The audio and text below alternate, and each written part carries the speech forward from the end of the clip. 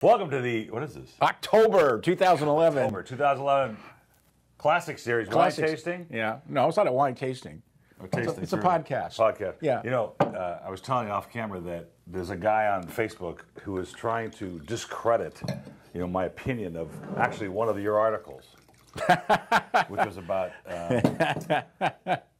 and you, of course, told him. Decanting. And I'm like, I almost got in this discussion with him. I finally said, this is really stupid. I'm like, you realize, I felt like saying, do you realize we taste 300 wines a month and we've been doing it for the last 30 years? Yeah. That maybe we understand. 40 years. Yeah. Maybe we understand what decanting and these new systems, these new aeration devices will do to your wine. I mean, duh, right? Well, so what was his problem? I don't know. He had something to do with decanting versus aeration, and you had mentioned this thing that 5%, you thought that maybe 5% of the total wine population would actually benefit from it, which I kind of agree with because I've tasted so many wines, put them through so many different aeration devices, and you barely tell the difference. Well, yeah, I mean, not every wine has got the structure and body and wherewithal that needs additional aging. Most 95% of the wines are meant to be drunk, when they're released, right, within 6 months. And so you put them through one of these devices, it doesn't do much. I kind of agree with that. Yeah. In fact, sometimes I put them through, it doesn't help it at all, it makes it worse. So, anyway, this is what do we got here? This is a trace mineral right here, trace. It's Cabernet Sauvignon 2008. This was a killer wine. Can you believe this? I can't believe it when I first tasted. I really honestly thought it was like in the limited series. Well, we had this discussion before about Mount Oso, but this was a farmer that had decided to make their own wine, and of course, as a lot of farmers that understand that you can make your wine, but selling it's a different story. Selling it is the story. They just don't know that story. Until they make it and they can't sell it. Well, the reason why they're selling it, they were farmers and they lost their contracts and nobody wanted their grapes because they're not selling it either. I mean, it's a sad state of affairs. I love the blueberries and all that. The nose in here is amazing. I mean, it's got all kinds of fruit and the acid. Originally the original wholesale price of this wine was put on the shelf for about $20. I only put it up on a retail basis of $14.99, which is a steal even at $14.99. I know. The reorder price is $7.99. $7.99. That's pretty amazing because it tastes like Cabernet Sauvignon. A lot of times you get something that's labeled Cabernet and you're going, what is this? Well, come on. Cabernet is one of the most identifiable grapes in the world. It's very distinctive. And most of the time, Cabernet tastes and smells like Cabernet. This tastes and smells like Cabernet for $7.99, and I'm giving it a 93. I'll give it a 93 too. Now, do you think this goes with hot dogs? Anything goes with hot dogs. Well, let me just show you something. This is a family show. Be careful. Well, because my dad sent me this. Oh, God. All right.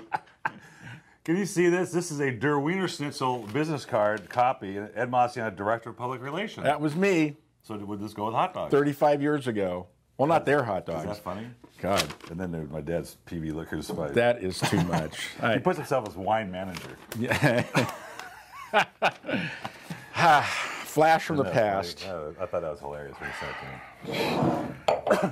Yeah, well, that's what familiarity will do for you. Okay, the number 2 wine, the white that's in the classic series, is the Firestone Pinot Gris. This is amazing. I have a special place in my heart for Firestone. I used to love going up there back in the 70s and 80s. A really good friend of mine was the manager, Patrick Will. Allison Green was the winemaker there. It was just a blast. It was just a wonderful place, and the wines were spectacular. And this is a wine which normally is going to be on the shelf. Actually, we have 14.9. It's more than that. But wow, you don't want to chill this wine. Well, there's a little bit, but it's so good. There's so much going on. Absolutely delicious. I mean, and this is becoming such a hot grape in California now, Pinot Gris. $14.99 on the shelf, that's cheap, and $7.99 on the reorder price is a joke. That's a steal. And we were able to get this wine because the supplier that distributes the wine knows that we will get it only to members. The price won't show up on the shelf at Trader Joe's or someplace like that. Firestone knows they're going to come out with Pinot Gris next year. The new vintage is going to come out eventually, and they want to put it back on the shelf at the right price. So they come to us because we know that we can discreetly get rid of it to you guys. How discreet is this? Well, here is a podcast. Anybody in the world, not just the United States, anybody in the world can access it. I don't think that's discreet at all. But go ahead. Sorry to Pretty interrupt. good story, though, isn't it? They bought it. That's a nice thing. It's so good. I mean, it doesn't delicious. taste like Pinot Grigio. It tastes like Pinot Gris From California, Barbara, exactly. No, it tastes like California Pinot Gris, which is Pinot Grigio, but it's a delicious wine, and I'm giving it a 93. Central Coast, only that. I'm going 94 with this. Okay. I just think. Okay, I'm going to do a Firestone 94 one- too. Okay. Make that a 94. I like that. I will serve that, I think, at the upcoming Monday Night Football party for the Rotary Club in Arcadia. With the hot dogs from Der Wiener Schnitzel? With hot dogs from Wiener. I love that cracked me up. You know, the things I have to put up with just to come out here and do these things. This is a really good wine. This is I'm a just terrific disappointed wine. in the packaging, and then the guy that designed the label, not designed, whose brand it is, said, "Oh, I was sitting at a spa, and I was sitting at the Cabana, and I go, I'm going to create Cabana Red and White, and the white was very good actually. I didn't taste the white, but the red's incredible. It's a great wine. Yeah. And he just doesn't know what to do with it. He's got, I mean, look at the label. I mean, come on. Cabana Red? I don't know. Why would you put Barbera Nebbiolo or whatever's in here? Is that in here? You know, Barbera- it kind of reminds me of the trailer wine. Yeah, the Happy Camper. Happy Camper. See, that's what the problem is with these people in the wine business. They get an idea, I want to say in their head, but you know that's not where it comes from. And then they think people are going to get it, and they don't. And then they end up selling it for half of what it was originally selling for. That's exactly it. You think the other person's going to get what your idea was, which is Cabana Red, Mediterranean, sitting on the shores. Wow. But it's got great fruit. It's Barbera. God, this is delicious. I'd forgotten about this wine. You know, I remember because it's the alternate red, and it's fabulous. It's got $6.99, $13.99 is a regular price, $6.99 is a reorder price. I want to keep drinking it. Hell yeah! It's really good.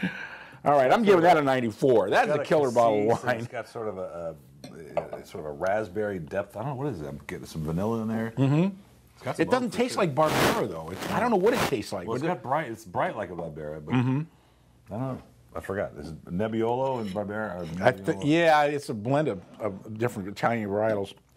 What are you giving it? 93. Okay. Just so we get that straightened out here. This one I couldn't believe. You couldn't believe I thought, this. no way, when you taste this wine, that we're going to get this wine at this price. Because A, it's really good. B, it's kind of it's not a popular grape in California, so they tend to be more expensive when you bottle Malvasia, from California. And I just kept tasting it, looking for faults. I couldn't find any. Well, these wines have really come into their own. I mean, this is amazing. it's Malvasia and Moscato, because people want lighter, refreshing wines that aren't too tart and aren't too rough around the edges, and this certainly fills the bill. Wow, hello. It has actually some Italian nuances to it. It really does. California. And it's funny. I 2009. had this conversation with a friend of mine yesterday. You can't smell sweetness. People say, "Oh, it smells sweet." You can't put your face in a bowl of sugar. You don't smell anything. There's no aroma that comes out of sugar. And when you smell this, you go, "It's going to be sweet," but it's really not. It's not It's at all. pretty dry, and it's got all those nice elements that you get with sweet wines without the sweetness. It finishes bone dry and really clean and crisp. Absolutely spectacularly Got a made. wonderful minerality to it, too. Unbelievable. $13.99 is a regular price. $6.99 a reorder. You could drink this all day. I don't think I better send this to my dad because he'll probably get upset for me for selling it so little. Of course, he's on a cruise now, so it doesn't really matter. Yeah, they don't deliver on the cruise. I don't believe, right? Well, I'm up to a 94 on this one too. We had a couple of home runs here This today. is big. These are big ones. I'll go 94. Wow. Well, that's. I don't know if this will go with hot dogs or not, but maybe with what else is on the menu these days at the. Asking me, I haven't. Bill Wiener Schnitzel. I haven't worked there for 35 years. Cracking me up. Okay, that's the October Classic Series, and we'll see you at the Vintners. Ta-da!